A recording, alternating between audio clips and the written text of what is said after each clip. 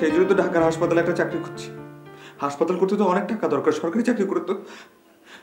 না না ঠিক আছে বাবা, ঠিক আছে, তুমি একেবারে সঠিক চিন্তাই করেছো, তুমি চেষ্টা করো, হয়ে যাবে।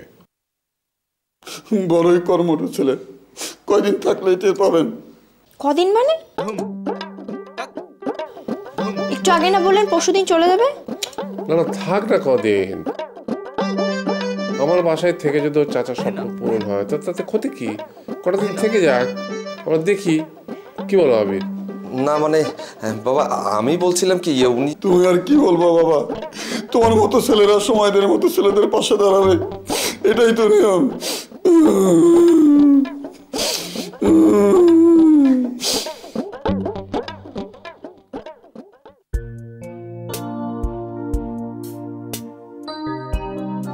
কি টাইপের প্রজেক্ট ভাই?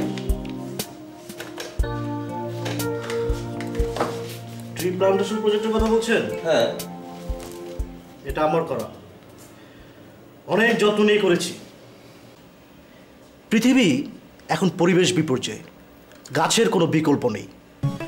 হিট প্রজেক্ট, আপনি নতুন, তাই বাস্তবায়ক হিসেবে আপনার নামটাই বলেছি। হ্যাঁ তা ঠিক আছে, কিন্তু 300 কিলোমিটার রাস্তা জুড়ে আমি কেন কাঠের গাছ লাগাবো?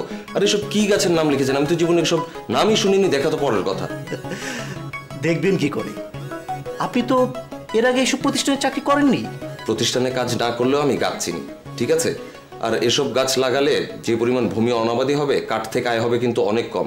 তার চেয়ে এই গাছগুলো না লাগিয়ে আমজাম, কাঁঠাল, নারিকেল জাতীয় গাছগুলো লাগালে ফলও পেতেন, কাঠ তো আছেই।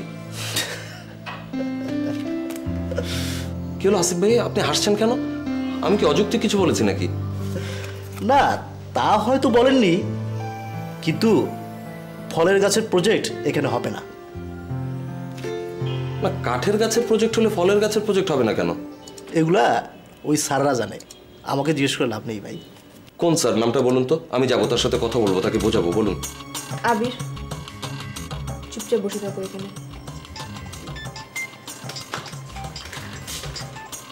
হ্যালো, হ্যাঁ সোহেলি, না না অফিসে কোনো কাজ নেই, বলো।